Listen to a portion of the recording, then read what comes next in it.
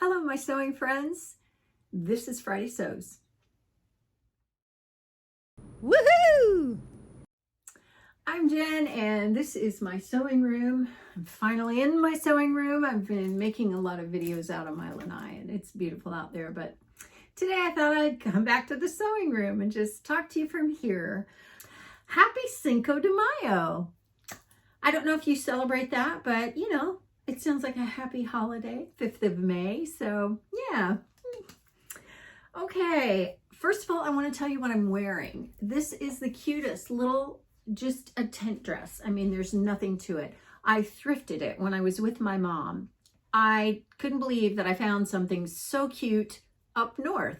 It has got a little tie in the back, but I have a feeling that was added in by whoever bought the dress. So I don't know, no pockets. But that's all. I mean, and to be honest, I don't know that I want to put pockets in this. So who am I? Anyway, so it's like somebody took and dyed the rayon. It is rayon. Anyway, I thought probably somebody's going to ask if I made this, and no, I didn't, but I do love it. Okay, sewing this week, nothing to tell you about. I did trace a pattern off, and I have it laid out here on the fabric, ready to cut out, but I didn't have enough. It has a contrast in it, and I didn't have enough of a contrast. I'll just show you. For the contrast, I'm using a bias tape, and this isn't wide enough for one of the pieces that I need, so I went and got some quilt binding this afternoon, and so that's what it's wider, so I'm going to use that for the piece that's too wide. I mean, it's just not very far off, to be honest. We're only talking about maybe 1/4 to 1/2 inch. So anyway, I can't tell you about that because it's a collab that I'm doing with the Fab Five. Fab Five are Carol from Sew Carol, Andra from Andra Makes, Trish from Pinky's Farm, and Adam from Adam Sews, and me. We call ourselves the Fab Five because we think we are fabulous. Yes, we do. Last time we did a collab, it was space. It was all about space. This time it's all about animal prints. So this is an animal print, I will tell you that. So anyway, you'll get to see that when we do it. And that's later in May, so not too far from now. So I did that, and then I did want to tell you about Jenna's dress that I am not making. Jenna is my daughter. She's number 4, and she's going to get married. We do not have a date yet, but she's looking at dresses, so I'm assuming that it won't be too long. She loves a dress that she found, but there are certain tweaks that she wants me to make to it. So listen, I am not making her wedding gown. That's not what I'm doing here. I am kind of embellishing the skirt and possibly doing a belt with a big bow. Let me show you. I got some fabric while I was gone at JoAnn's just to play with. The skirt on the dress she's going to buy is made of tulle. This is just a very fine, very fine net. And it's finer net than the tulle that I am accustomed to, and it's drapier. So I'm not even sure you'd call this tulle. I call it that, but I don't know. It has no stretch, so you can't really call it a mesh. I don't know. But anyway, Jenna loves rainbows, and she really, instead of just the skirt being like this, and it's many layers of skirt with an underskirt that makes it so that it's not sheer. She said she wanted rainbows.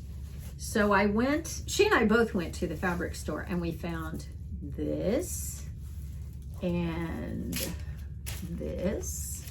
This is all folded where it came out of my suitcase. Let me see if I can grab it. And this and this. Now I know this is kind of flashy. Well, that's Jenna for you. Jenna is very flashy. Oh my gosh. They're all very iridescent. Let me put this one in the middle. That makes a bit of a difference. She also would like yellow and green in here.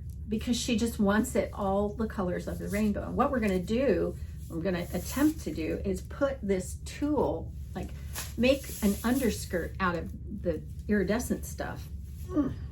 I got like 4 yards of this tulle. And we're gonna put it underneath of put the iridescent underneath the tulle. So hopefully we'll get something that looks a little bit like that. And actually there are probably 3 or 4 layers of the tulle in that skirt of the dress that she wants to buy. Let's see if I can get another layer of it here. Oh, I'm losing the pink. Losing the pink. Can't have that. But you can kind of see how it's very subtle. But yeah, she'll get all those colors. Won't it be great if we can find green and maybe yellow? I just think, oh, that's gonna look awesome. It's getting that bit of, I don't know, I don't want to say flash, but it's like that little bit of a different twist on the wedding gown that's going to reflect her personality, you know. And I don't know what we'll do for the bow, if we'll probably just do something that's straight up organza and doesn't have the tulle, but it's subtle, you know. It's still that twist, but it's subtle. I like that. Okay, as for life, I got home Tuesday night and I was so glad to be back in the warm weather. I love my family. I love every one of those people. My mom, my dad, my daughters, my grandson, who is a delight. He is so chatty. He's almost 6 months old and he's just a lot of ba, ba, ba, ba, ba. I used to speak that and now, you know, I'm gonna have to learn it again. But I do not love where they all live. It's cold. I was cold the entire time I was there and I never warmed up. Man, I got home, got off the plane, and I thought, thank you that I live in a warm place. It was about 70 when I got off the plane. Oh my gosh, I just felt so good. Okay, while I was thrifting there with my mom, I found some things. I found a blue long sleeve blouse, button up the front, but the fabric was what got me. It was just so nice. And I found this t-shirt and I didn't know what this was. And so I Googled it and it said that it was from the 1980s. And this was like new. I've washed it, but it was new. And I like the style, first of all, but I don't usually wear things with writing on them. But on eBay, this is like $75. It was expensive. And I thought, okay. Now my friend Trish checked on Poshmark because she sells things on Poshmark and she said no, it was only going for a far less than that. So yeah, that was fine. I have a nice t-shirt now that's apparently vintage. I got some jewelry and it seems like I got one other thing, but I can't remember what it was. So that was all the life stuff that went on. Not much. So let me get to the comments because there were some good ones. Dorothy Diritani says, question, have you ever tried making princess seams on legs, pant legs, for a better fit? She saw an old video of mine where I was talking about getting pants to fit. And what I want to tell you, Dorothy, is that I did do a pattern review and a collaboration with Stephanie Farrell from Stephanie Farrell Focus. And we made the Mountain View jeans from itch to stitch. Those jeans have a seam that goes up the back. They have a yoga waistband, but they're jeans in every other sense of the word. I mean, they have the front pockets, the back yoke, the whole thing. I talk about in that video, I'll link that up here. I talk about how well those pants fit, those jeans fit. And it's because of the way that the back leg is constructed. So I think that may solve your problem. You may want to give that pattern a try because, man, people rave. Michelle from Michelle Says Again, she's a good friend and she's about to move into a house that's like 10 minutes from me. So I'm really happy about that. She says, it was fabulous finding Neecie. Last Friday, I was in JoAnn Fabrics and I talked about Neecie, who was so incredibly helpful. I wanted to tell you more about what she actually did. I needed to get the organza and I had waited until Friday because I knew it was going to be on sale. So she cut, or before she cut it, I'm digging around the pattern cabinets, you know, getting like 100 patterns, not that many, but you know. And she comes over and she leans over and she goes, listen, I want to tell you that this fabric is going to be like $80 total. And I said, oh, wow. I only got 2 yards of each one. And I thought, you know how JoAnn's is. It's never the price that's on the end of the bolt. It's always discounted in some way. It's like 30% off or 20% off or, you know, something like that. And I said, wow. She goes, I did not want to cut that because that's a lot of money. And I said, thank you so much. She said, do you have coupons? If you have a 20% off coupon, that will really help. I have never in all my shopping years at JoAnn's had someone take the time to notice that it was going to be a lot of money and then come over to me and say, listen, this is a lot. Are you sure you want to do this? Oh, I couldn't believe it. And she sets the sales. Now, I used to do that too when I worked at JoAnn's, like back in the Stone Age. All you do, it's your job, if you set the sale, to go around and put the sale flyers up. And I happened to mention, I said, wow, I thought it was going to be on sale. Actually, that's why I didn't buy it yesterday when I was in Indianapolis. She goes, oh, you know what? I think it is on sale. So she walked over and she said, oh my gosh, it's half off. And I said, done. That's fantastic. But what really impressed me about her was the fact that she took the time to do that. And she later said, you know, I treat my customers like I'm spending my own money. And I just appreciated that so much. That's just so above and beyond, you know? And so I've always liked that particular JoAnn's. I think, you know, JoAnn's vary one to the next. And it's kind of, for some of us, it's like, JoAnn's. But for a lot of us, it's like, oh, wow, it's a great place to shop, you know, because they've got a lot of selection. They've got a lot of other stuff too, but you can usually find fabrics that you want. And so I just thought, I like this JoAnn's anyway, but I especially like it now because well, for another thing, she was busy. I don't know what she was doing, but she was in front of a rolling rack thing, and it was piled, you know, really high, taller than me. With fabrics, and she's got an apron on and she's scanning and writing and all this kind of thing. And so she didn't even blink an eye. She said, do you need to have that cut? Wow. I hope that she never quits because she was amazing. And I don't think I raved nearly enough as I was standing there with her, talking to her. It was awkward. And I would love to know more about her life. Like, you know, has she sewed all of her life? Does she sew? You know, because a lot of people who work at JoAnn's don't. And, you know, what brought her to JoAnn's? You know, all those kinds of questions. She was delightful. And I just still can't believe that she took all that time to just, you know, take care of me. Oh, so yes, can't rave enough about her. Moving on, Cindy says, making your daughter's wedding gown. Wow, you are amazing. Okay, well, I think I explained. I'm not making the gown. Jenna, my daughter, wants a corset, and I just think, oh, I probably could do it, but I don't want to. And I did make wedding gowns back in the 80s and 90s, but wedding gowns were very different then. The materials that you used were more like Duchess satin and taffeta and that kind of stuff. Now it's like tulle and organza and chiffon in some cases. Yeah, I don't know. Nobody got time for that. So thank you, Cindy, for saying that. But yeah, I'm only doing the embellishing, the tweaking. Ann Robinson says, I'm about to cut out the Harper cardigan, my first PDF indie pattern, and was curious about sizing. Is it the same as Big 4 sizing? Thanks. I hesitate to say yes. I think the Harper cardigan, it's Sinclair. Patterns is the company that makes the Harper cardigan. It is a great cardigan. In fact, if I had to choose all the cardigans I've ever made in my life, that would be at the top of the list.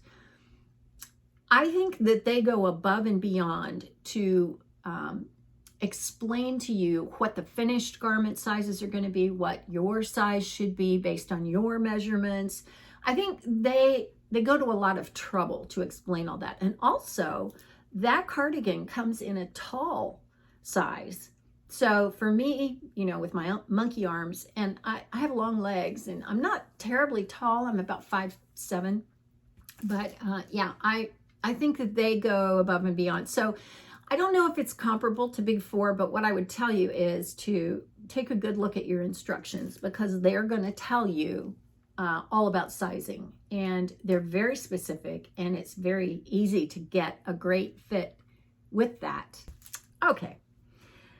Deanna Rego says, I need your help. I have tried everything to get top stitching to look nice on my knits. Using double brush poly, tried a twin needle, reducing pressure foot pressure, say that 10 times really fast, presser foot pressure, lengthening her stitches. Man, I'm having all kinds of trouble. Using a walking foot and even loosening my tension. I tried a simple zigzag. It all looks really bad. She talks about what kind of machine she said is using. She says, I really think that my machine doesn't like knits. Any thoughts would be so welcome. Okay, when I use a twin needle, I have found that I really have to loosen my tension a lot, because if I don't, I get tunneling, which is, you know, where you have the two lines of stitching and in between it goes like this. It's like it pulls, that zigzag on the bottom pulls too much. So I've really knocked my tension way down when I do that, and I've gotten a good result recently. Stitching with knits, there's all kinds of stuff all over the internet about doing that, and all kinds of books are written about that too. So beyond that, like I say, I don't know that I can be much help. On the twin needle, that's just what has worked for me with my machine, which was new back in the late 90s, early 2000s. So hope that helps. Nancy Dooley, she says, I just about dropped my fabric scissors when you said you were at the Beaver Creek JoAnn's. That's my JoAnn's. I think what I'm going to do next time is tell you all when I'm going up there, and then maybe we can get together and just hang out at JoAnn's for a little while. I don't know, maybe go across the street to the Fairfield Mall or the parking lot and go to Starbucks and just sit and chat. I think that would be fun. Dotsie Schlo, she is so funny, and she's been a subscriber for a long time, and I also know her from Instagram, and I keep up with her there. She was talking about how I can't be a gardener. I've got these plants on my table over here, and I'm probably going to kill them. I about did, I think. And she says, oh, another plant killer. Plants are overrated, from your Insta-wilt sister. I thought that was so funny. I'm totally stealing that. And then she talked about one of the patterns that I made, that I wore, and on my trip. And it was Simplicity 9275. And she talked about how she's made two. And she decided that the bottom band on that should be double faced. She had the whole thing complete and had to tear it out and make it the way the pattern says, because it was just too stiff. What I want to tell you about that is that I did not follow the pattern either. I saw where they wanted you to narrowly hem the edges of the band. And what they wanted you to do was just do a narrow hem all the way around the bottom. Well, unless you have a really stable interlock knit, that's going to stretch. I don't care what you do. You can tell me all day long, use a walking foot, yeah, whatever. I have a built-in walking foot, and it's going to stretch out of shape, and I didn't want that. So I took a very, very thin knit, I don't know. It's like a lining. I wouldn't ever use it to make anything other than lining. but I lined it. I just, instead of doing that, that narrow hem, I didn't need to, because I just, you know, took two together and turned them inside out and then did it that way. And I found that that was a lot better, but my lining was very soft, and it actually was much softer than the actual cotton that I used. It was cotton lycra, like 97% cotton, 3% lycra knit from JoAnn's that I used. So it worked well. So I understand if you were using interfacing, then it really would probably be too stiff, even if you used Easy Knit, which is made by Pellon, and it's interfacing that's made for knit. So yeah, but I just wanted to let you know I did the same thing. I thought it was too floppy too, and I really did not want to do that narrow hem. So yeah, mine worked. I didn't have to tear it out. Can't believe I didn't. I'm sure I did some other thing on that t-shirt, but not that. Okay, so that's it. And you know what? I'm the one that writes the questions for every week, and I haven't done any for May, so there's no question this week. And I don't know what the one was last week. I forgot to look that up too. So we'll just leave the questions for now and we'll move on. So that's it for Friday Sews. As always, have a look over here if you want to see a playlist of all my Friday Sews. And also don't forget to click on the hashtag and then filter your results by the most recent. And you'll get all kinds of people who are doing Friday Sews. So you can catch up with everyone, make new friends, all that kind of stuff. I'm going to leave you with a verse from some prayer cards that I got. I saw these on Robin's channel, Robin's Love of Sewing. I love her.